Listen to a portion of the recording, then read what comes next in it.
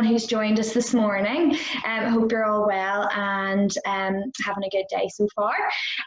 So if you haven't heard from me before, my name is Nikki and I'm the Head of Programs at Women in Business. And thank you to Claire from Quigg who's joining us this morning for our webinar, Time is a Balancing Act. I'm sure there's many of us at the moment with all the changes that are going on. It's great to kind of adapt to what we're doing at the moment and, kind of get our time management, under control, especially whenever we're working from home. So it should be a really great session and we're looking forward to it. I just want to remind you quickly about a couple of the other events that we have coming up this week. So if anyone is like myself and struggling with their roots, it's very tricky right now with us blonde girls out there. We have a great session on Thursday with Peter Marks, so that's Good Hair Day. So they'll be giving us some tips on how to give your hair a little bit of TLC during lockdown, and a couple of styling like support, kind of different things that you can do with your hair. So that should be really good fun. So make sure you sign up for that.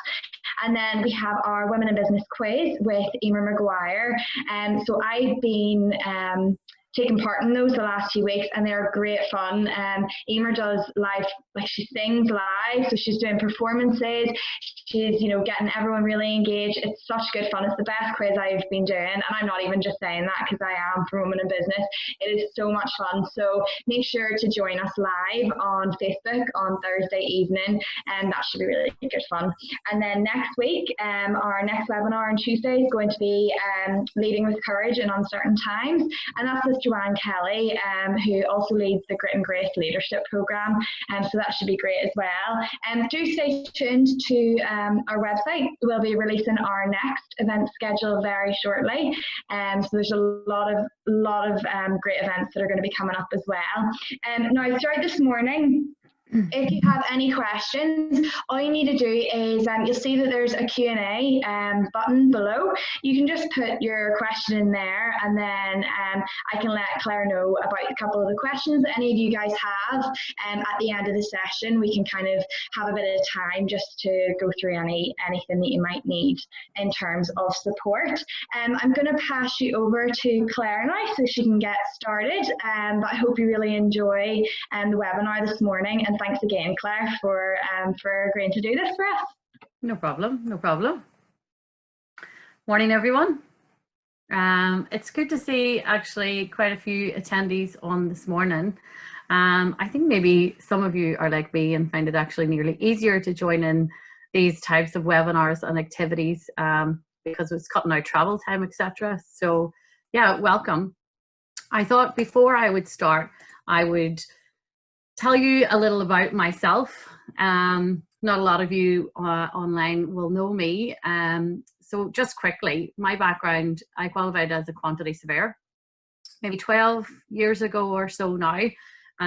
Did that for quite a few years here and spent 6.5 years in Australia and came home, and actually that's why I joined Women in Business. I'd gone to Australia quite young, so a lot of my working career was over there. I thought it would be a good way to connect again with people, in the industry and other industries that I work in. And now I work with Quigg, as Nikki said, and I'm a senior associate for them. But today I'm here to talk to you about the art of balancing our time. And I think we all need to do that, no matter what industry we work in, whether it is we're maybe a stay-at-home mom even. I think everybody needs to know how to balance their time. And as Nikki said, please do drop questions into the Q&A or the chat box. I have it on a screen beside me. I'm happy to try and pick them up as appropriate as I go if there's not too many. But otherwise, we'll come back to some questions at the end anyway. So knowing what I've just told you about what I do, I think the first question that some of you will be asking is, what makes me an expert in the art of time management? Well, some of you might have attended a talk that I did actually this time last year in our offices. And if you did, then you will remember me telling you that I'm definitely not an expert in this subject matter. However, I do believe that not many people are actually an expert in it because it's something that you have to continuously practice and even maybe rethink and re-strategize depending on what you're doing at that point in time in your life, or what tasks you have that you're looking and need to do. I think, is there anyone out there, and feel free to drop on the chat on this one, who can honestly say that they haven't had that thought, wow, where has that time gone? And that in itself sort of says that none of us are experts at managing our time all of the time. We need to continuously practice. And I guess if there's anyone that does think they've never thought that, probably they didn't need to log on here today. So yes, of course, some people are naturally more motivated to lead an organized lifestyle. Some people are really driven by being organized, and others a bit more relaxed and free-spirited, I guess. Or maybe it is your work that makes you have to methodically structure your day or your week. And that's very much the case for me. We deal with multiple clients in a day with multiple requests, some of which think that theirs might be higher priorities than others. And it's up to me to be able to prioritize that. So that's certainly where I need to put in the practice and principles of really, really good time management.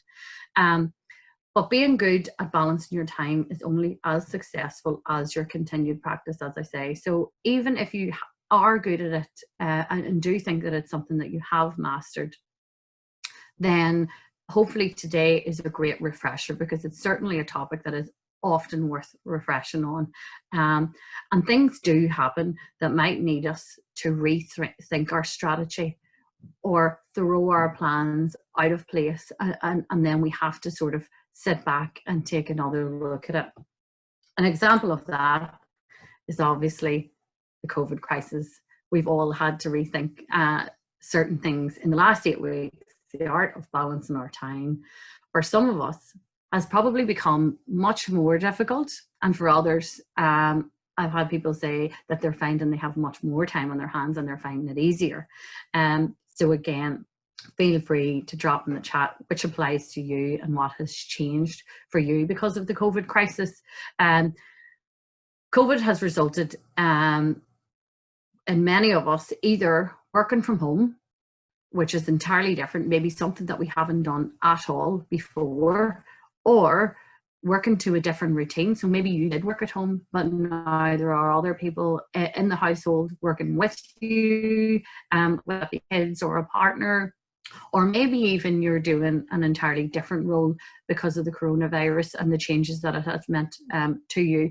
So a lot of us, for example, will have found ourselves in the role of being a carer. Maybe that's that you're doing your grocery shopping for your parents or your elderly neighbours, calling to see them, talk through the window because they're lonely because they can't get out that they normally would. Others have found themselves playing the role of a teacher, some more successfully than others, and that's fine. But point being, COVID certainly has change the things we need to juggle, change the tasks and challenges that we're faced with on a daily basis.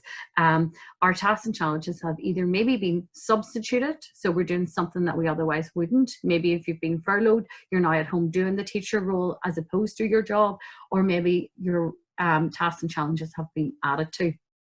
Maybe the substitution is, instead of having to manage the whole morning process of getting the kids ready, dropping them off at daycare and then going to work, now it's balancing them at home while you're doing your work. But the truth is, what hasn't changed is the actual ability to manage your time, and also the skills and the planning that you need to manage your time.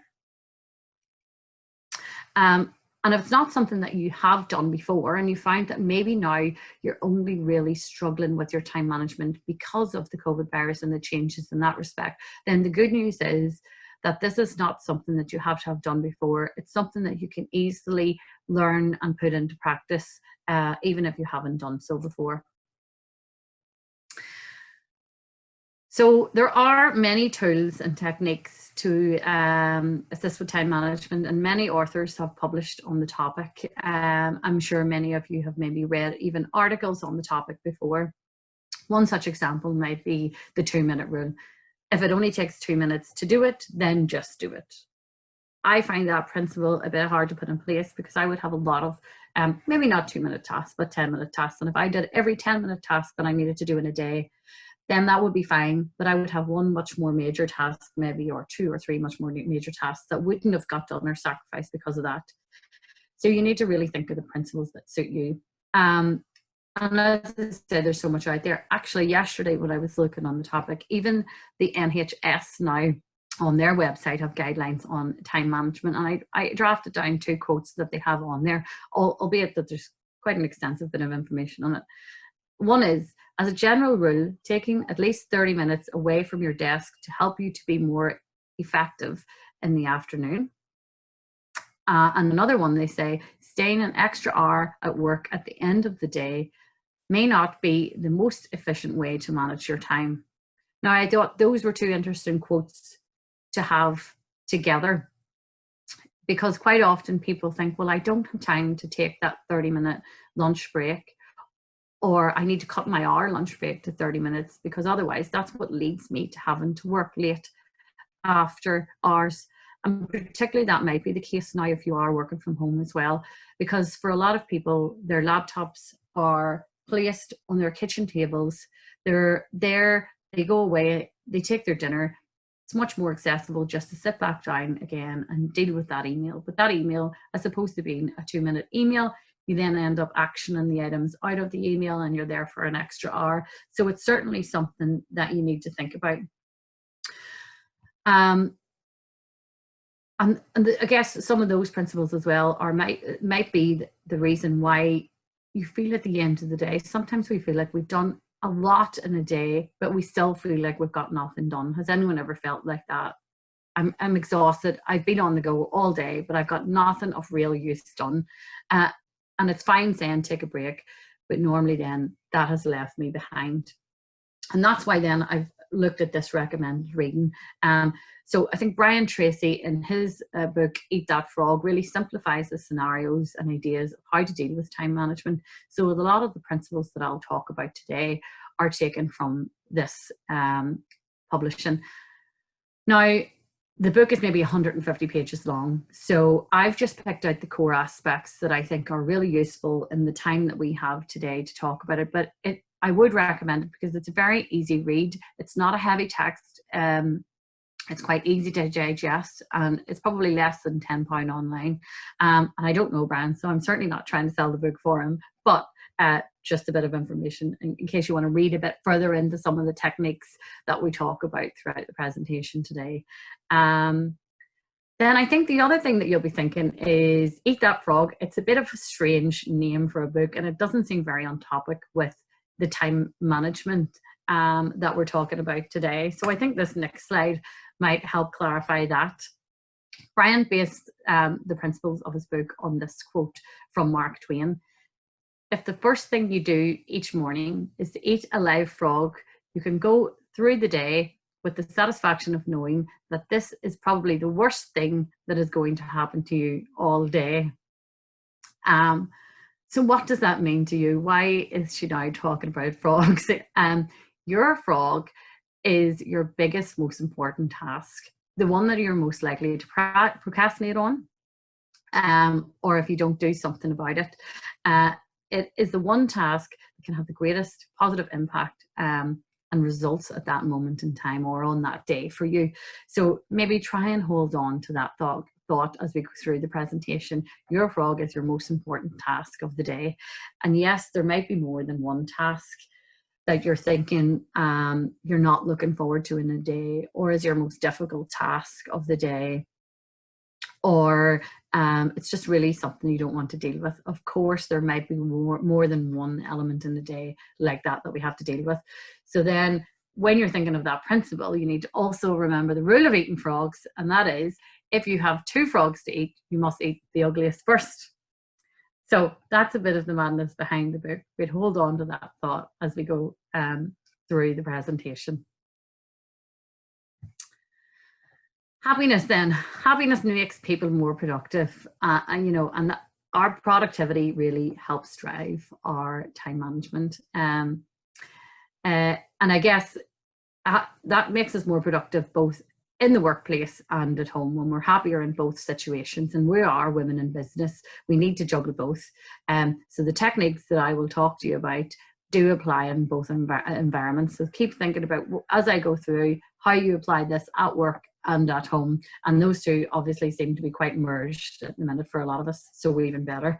But what makes us happy, besides this slide alone just puts a smile on my face. It's quite cute and colourful, I guess. But generally, what it is when we feel more in control of what we're doing, then we tend to be happier in doing it. And then that tends to make us more confident and more productive. So how do we start taking control would be the next question. And how do we take control to achieve that happiness? And part of that is starting new habit formations. So it's moving away from what you did, what wasn't working. First, make a decision to develop task completion. And each one of these I'll come back to on the slides coming up. The second, discipline yourself to practice the principles you're about to learn over and over again until they become automatic. So something that you do without thinking. You really will have to try and work at time management and planning. If you've never done it before, if you haven't done it well before, it's something that you're really going to have to put an effort into. But eventually it will just become automatic. It'll become the first or the last thing you do in your day. And thirdly, then, back everything you do with determination until the habit is locked in and becomes a permanent part of your personality. So be determined to get that discipline to achieve the decisions that you need to achieve.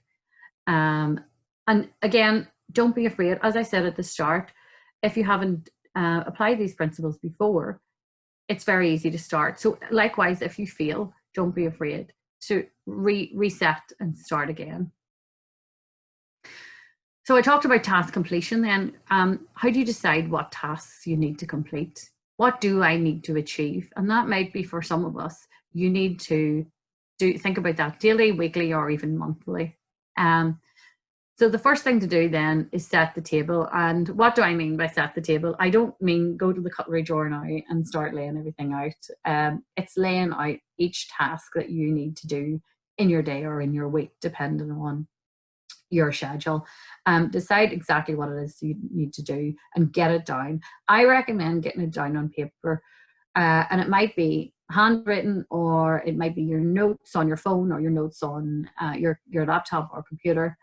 But writing it down does a couple of things. It helps obviously get clarity, but it also enables you to then to see that list and be able to prioritize.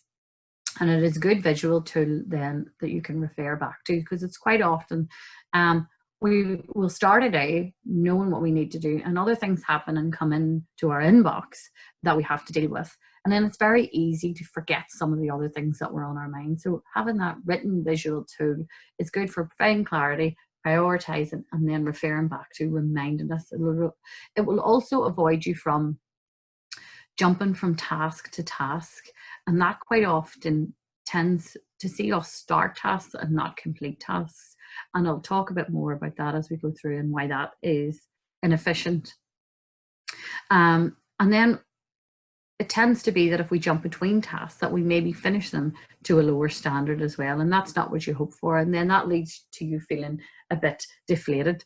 So remember also, when you complete a task, you tend to get a surge in energy. You tend to feel great, that's done. And part of that is because it triggers endorphins in our brain. And those endorphins lead to that feeling of happiness and the confidence and the productivity that I talked about in the previous slide.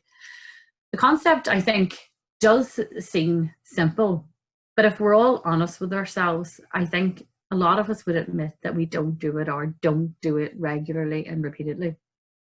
And the best way I can give an example sort of to talk about success, because obviously when we do our priorities and our lists in our day, each one of us will have very different things that we need to achieve. But to give you an example, I suppose, one that's maybe based on my construction background. If you went to build a house, you would never set out to build a house without a plan.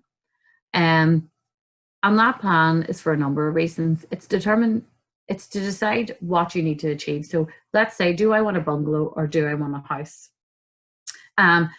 And the decision between the two is particularly important, because then that determines what elements you need to include in planning to achieve your desired outcome. So for example, stairs in a house, you're not going to need those in a bungalow, but they're pretty fundamental in a 2-story building. And then it also allows you to realize the order of priority in the tasks that you need to do. So let's say I decided I wanted underfloor heating. If I had made that decision or added the decision to my list too late into the build, and I'd already poured the concrete floors, then that would mean that I couldn't have that underfloor heating, because it needs to be installed before the concrete floors are poured. And I appreciate not everyone's not in construction, but hopefully that gives you a relatively simple example as to why you need to understand what you need to do to get your outcome, but also the order in which you need to do things is fundamental to ensure that you actually achieve the outcome in its totality that you wanted. And again, the importance is in setting the table as well is understanding when you need to do that list. So you might have certain things that you need to achieve in a week, but others that you need to achieve in a day. And you might therefore need to break your list down, not just weekly, but on a daily basis as well.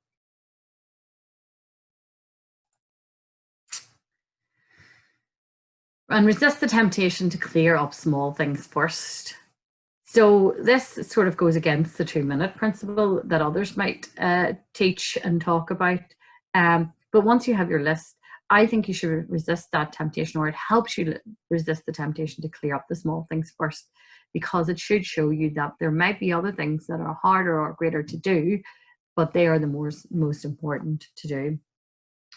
So instead, when you have that list, you need to apply the 80-20 rule to everything. And you might also have heard of this rule as being the Pareto principle. This helps you prioritize your tasks. So let's say you have 10 tasks to do in a day. You usually find that a couple of those will be worth more than the remaining items. By doing 20% even of the list, that might get you 80% of the outcome. And I sort of jotted down a couple of examples. So it might be that 20% task stops someone from calling you and saying, you're late with this output, I need this. And that might be a client, or that might be your boss, whoever it might be. That 20% of time might get you more sales and profit than 80% of other things that you might have done in your day. It might be the hardest, but then it might be the biggest relief. So it might be that you just have too much to do, and this is the one that's weighing on your mind the most, so you get the most relief out of it. Or it might be that 20% of your time then releases a chain of other things to do. So I might spend 20% of my morning looking at what I have to do in tasks. I might do it in part, and then I might delegate out other elements of those tasks, which mean those tasks still are progressed.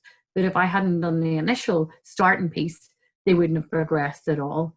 So try to think about it in that way as well. Many of the trivial tasks aren't always the vital tasks that will see you get the greatest results. And that leads to us then, that helps us start our most important task before we do anything else. And what is that task? It's not the one that you prepare to do first. In fact, it might be the one that you're dreading. So don't always start with the task that you want to do.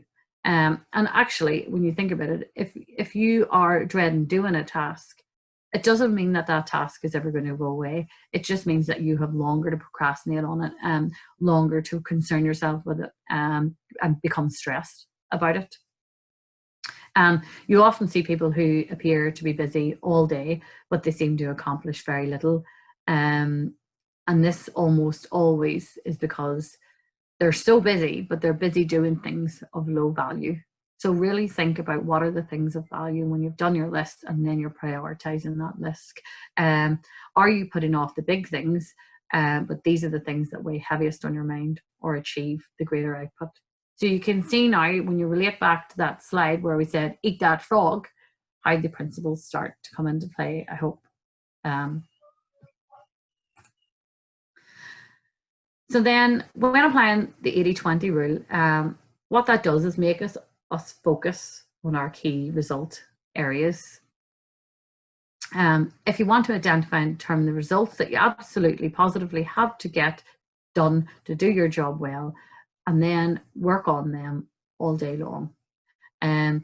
Are there any tasks that you don't need to do? Think about that as well. So when you develop that list, do any of those tasks actually not need to be done?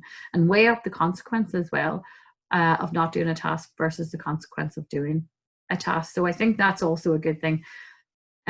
Generally, when you're writing, when you're thinking even about what you need to do in a day, you're thinking, right, what are the important things? But also think about, what is the consequence if I don't do that? And sometimes that can be actually more motivating. It certainly probably works better for me in thinking about what's the consequence of not getting that one done versus getting another task done. Often the reason why we think we can't remove an item as well, so we're talking about removing items to try and minimize what's on our plate. Often we think we can't remove an item because we can't say no. And saying no is also a part of time management.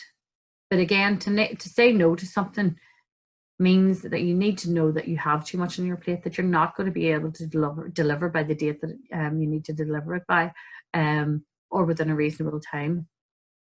So then you end up overloading yourself and getting stressed, or letting friends and family down, or letting your business down. And each are as bad as the other, I think.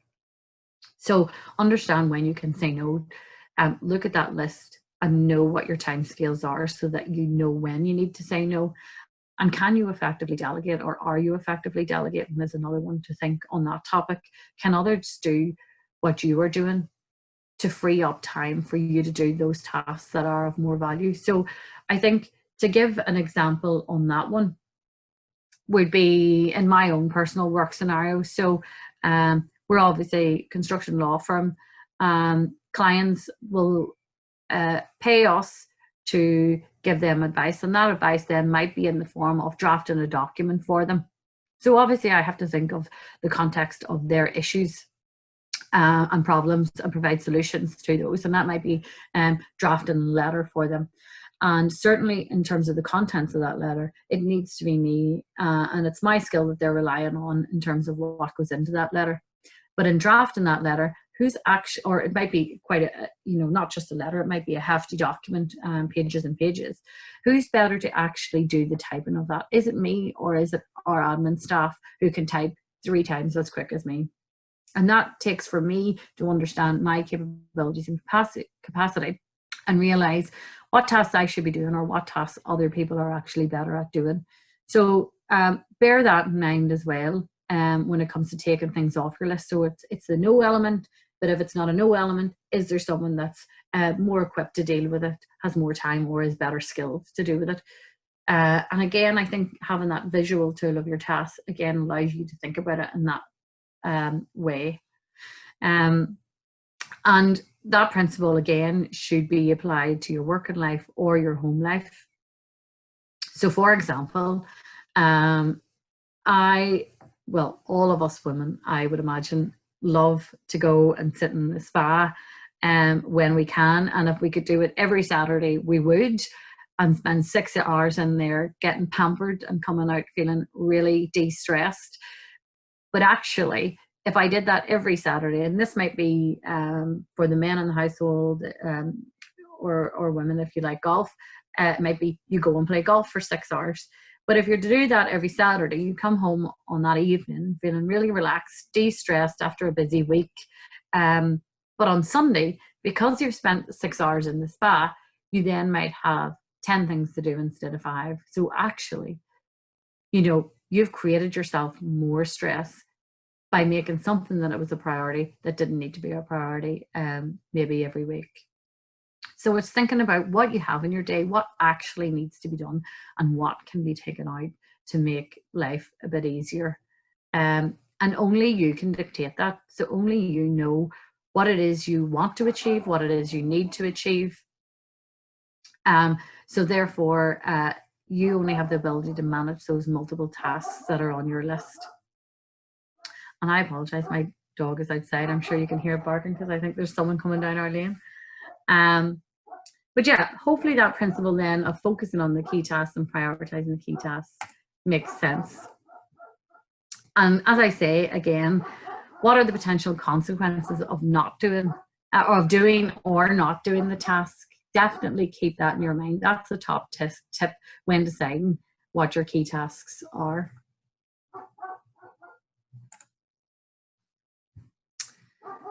Handle every task. Start immediately on your most important tasks. So we talked briefly about that, and work without stopping until the job is 100% complete. I'm sure when I said that with the last slide, some of you were thinking, she's crazy. You can't always start something and finish it 100% without stopping.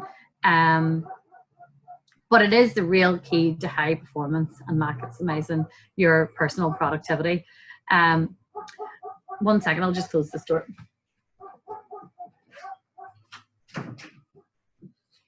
That might mean it's a bit quieter, apologies, but there's people working outside. So set clear priorities, start immediately. And for me, this is the one thing that I find that I need to train myself on most. And it's the one thing that I can find that really dents my efficiency if I don't manage it well. But of course, then we come back to that common question. How can I do this with large tasks? Not all tasks can be completed every day or at once. Maybe it is that certain tasks need to be actually, you need to achieve an input from others as well. So my advice in that regard then is to slice and dice the task. So like you are creating a list of what you need to do, it might be the list is in regard to a particular task. So when I'm talking about prioritizing, setting your timelines, you're thinking about multiple tasks for multiple activities. Your to-do list might be slicing and dicing the one task. So breaking that large complex task down into bite-sized pieces. And then do one small part of that task to get started. Get a run at something. This is efficient, but not to the degree that it has to the opposite effect. So for example, if you're writing a book, or in my case, doing a contract review, maybe a half day or 1 day might not see it completed, but a half day might be enough on that before I start losing focus on it, before I need to take a step back and refresh. So that might be the goal that I set. And how do we do that then? That's about creating large chunks of time in our day. Set timelines, set at the speed at which you achieve your most important goals and focus on alleviating them. Make sure that all your tasks achieve results and avoid procrastinating, particularly on purpose. So how you might actually do that. Think about meetings for meeting's sake is a good one. Does that meeting actually gain you anything, or is that just taking a large chunk of your time where you would have been more efficient doing something else in relation to that job or that task? Maybe it is that in the morning you say, I am going to do all of my written tasks, or maybe I'm going to deal with my emails, and then I'm going to park my emails for the afternoon or an hour, and then start doing some actual, actions out of those emails. Maybe it is that you do your, your written or your physical work in the morning and you keep your meetings till the afternoon. I find that works well for me personally, because I tend to be slightly more engaged in the morning, and then meetings, if they're in the afternoon, where that might be a time at 3 o'clock or 4 o'clock where you might start to lose focus or become less efficient. Well, a meeting's maybe a great way to maintain that, because it's obviously more engaging and more interactive. So it sort of drives that engagement. And the next key tip is prepare before beginning. So when you have decided what you're going to do and when, you need to actually prepare before you start. So how many times have you made an assumption on this to say that, I'm laughing, someone said, don't worry, my dog barks all the time in a webinar. How many times have you actually gone to start a task and then you realize you don't have the tools to do it. Do not let that happen when you're planning. Make sure that that's part of your planning, because that really impacts your efficiency. Have everything you need to do to start. So that might mean that you need to check emails, check information that other people have provided you in advance of when you want to do your action, to ensure that the information that they have provided you, or the document that they have prepared for you, is what you thought it was, so that when you go to start, you are actually able to start. So what does that mean? It's determine what are the bottlenecks, what will stop me from commencing my task when I need to do. So when I've set the time to do so, what are the limiting factors? Are they internal? Are they external? And think about those prior to when you actually need to start and get the task done. And then maximizing your personal powers. So this one I talked a little bit about there. You know, figure out when is your best time of day. Some of us are morning people, some of us are evening people. When is a good time to set your list even? So when you're setting your tasks of what you're going to do, maybe it's on a Friday afternoon that you do those tasks, lists of what you need to do, so that you can also check, have you got all the information that you need, the preparation documents. I tend to like to do that sometimes on a Friday if I just want a nice easy task to do. I'm thinking about what I'm doing next week, as opposed to a very mentally challenging or otherwise task. And that might also then mean that on a Monday morning you come in and you don't have to spend that 30 minutes prepping and planning. You've already done that. You can get straight into it when you have a fresh, relaxed mind after a nice weekend off. But everyone's different. Identify your periods of highest mental and physical energy each day, and structure your most important and demanding tasks around these times. Get lots of rest so you can perform at your best. And again, that goes back to understanding what time of day do meetings suit me to have.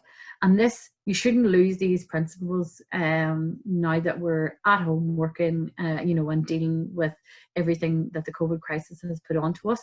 A meeting in Zoom, the principles should apply the same as it would if it were a meeting in person.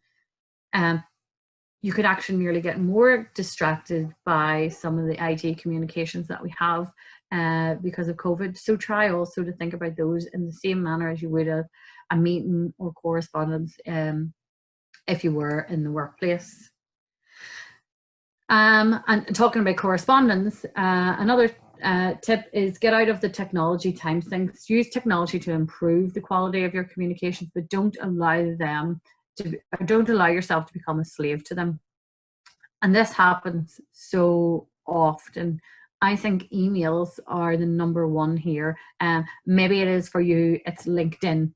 You go in there, you maybe think about a bit of marketing, promoting your business or yourself. But when is the best time of day for you to be doing that? Understand that and what those technology syncs mean to you in alignment with your peak energy that we've just talked about. So maybe it is that you close your emails after you go in the morning, look at, for an hour, check is there any urgent things that have come in overnight, and then maybe it is you park them and you close them. You try not to look at them, because for the next 2 hours you're focused on one particular task and you need to get that done. And that's really very important, because that goes back to that staying focused on a task till it's done. So try those zones of silence in your day, I guess is what I describe them as. Can you align those with when you're at your most productive in the day? And I have seen offices try this, whereby they maybe have no chit chat time from 8:30 to 11:30. So there's no, people walking around having a tea, generally just making small talk at those times, because they think that that's when people are most productive. Let's try and keep that small talk element to later in the day, because everybody obviously needs that. It's good for camaraderie. But think about and be cautious about when it works for you and also for others. It's good not also to be selfish in this. I think some of these principles help you consider how your colleagues also work and like to work. And And then we said in that last task briefly about making sure when you need to rest. So know when you need to rest, get enough sleep, and maintain that routine. Maintain a routine in general is what I would say. So if you're going to bed at midnight or later, and then you have an alarm going off at 5:30 in the morning, that's generally not going to be enough sleep. So be aware, is it again an unconscious procrastination? And I think this is an interesting one. So some people will often do this on a Sunday night. I don't want to go to bed now because then it's Monday and I have the whole working week ahead of me. So you stay up that little bit later, you watch that extra series or program, and ultimately that doesn't change the outcome of what you need to do. You still need to go to bed and you still need to get up and go and do the same tasks the next day. But what it is unconscious procrastination, which ultimately only leaves you with less energy to do what you need to do. So be aware of that. It doesn't change your task, as I say, it doesn't change that you have to do it. It only means that you will be more tired and probably less efficient when you do it. So really be mentally aware at all parts of your day and all parts of your routine, and particularly with working from home, maintain that routine. And that routine will also be just as important as it is in the night. So in the mornings, we've talked about it internally in work. It's about make sure you're still getting that bit of fresh air. If that's how you would have started your day previously, if you would have walked from the bus stop to work or cycled to work and that bit of fresh air helped you waking up in the morning, then maybe it is that to be most efficient in what you do when you're working from home, you still need to maintain that routine. So do think very carefully about your routine as well as your actual tasks when it comes to your planning, and work in those non-work related tasks or non-activity based tasks that are just as important as others, I think, including sleep. And then motivate yourself. So be your own cheerleader. Look for the good in every situation. Focus on the solution rather than the problem. Always be optimistic in construction. So this comes back to that, being determined and disciplined principles that we started setting out at the start. So remember the 3 Ds. Decide on task completion, be disciplined, and be determined. It will take for you to motivate yourself. Most of how we feel and the energy we get in our day, it does come from within ourselves. Yes, other people help influence us, other people will bring us up, but to really maintain the principles of good time management, a lot of it is self-motivation. But just thinking about starting and finishing important tasks, thinking about the result quite often does motivate you, and it doesn't make you want to overcome procrastination. And again, thinking about the relief that you get when you achieve your goals helps you think, right, this is worth doing. I'm going to get up and organize myself and self-motivate myself. And the mark of a superior thinker is the ability to accurately understand the consequences of doing or not doing something. Remember that.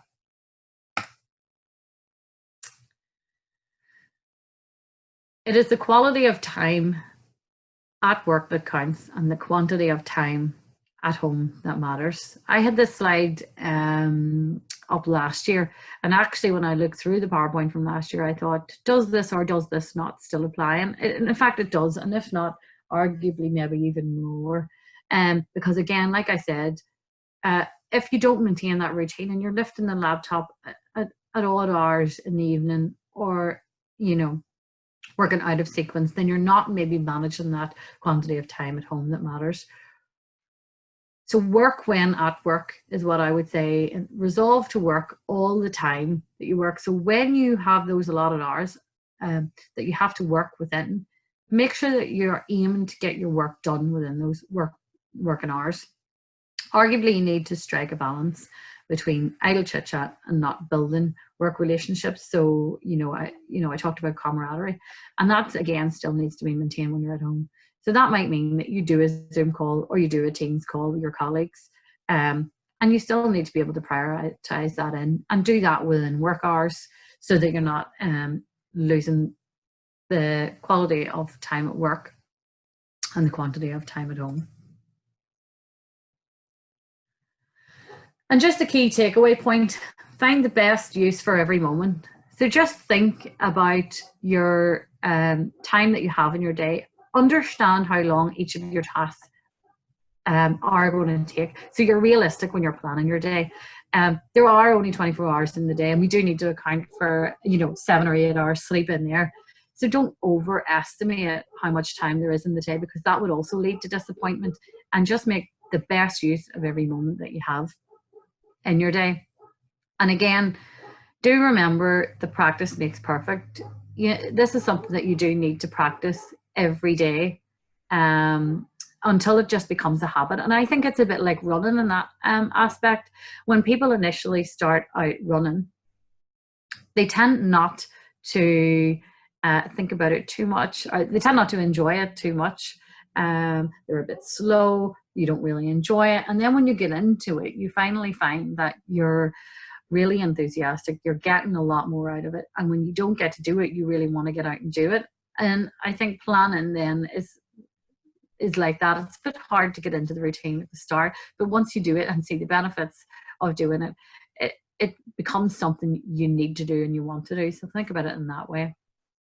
And I think just to end as well, in terms of this week, I think this week is Mental Health Awareness Week.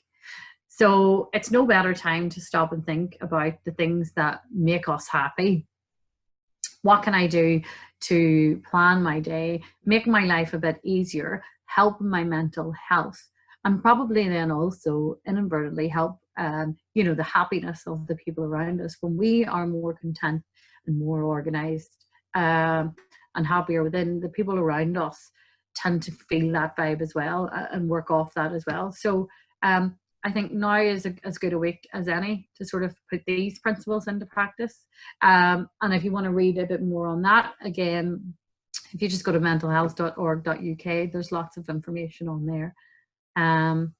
So yeah, hopefully that's been useful, and hopefully it'll make you think.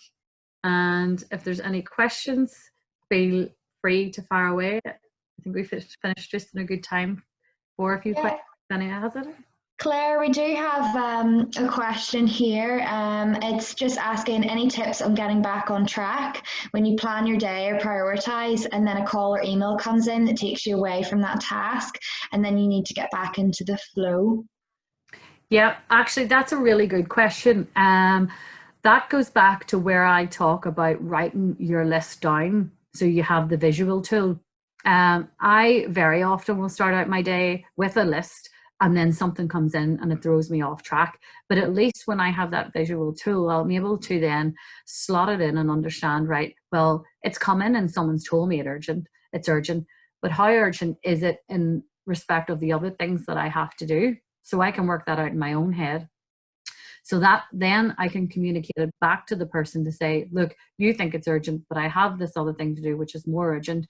So either I can't do it in the time scale that you want, and you're okay with that, or I have to say no to it, or get someone else in the business to do it, or delegate it.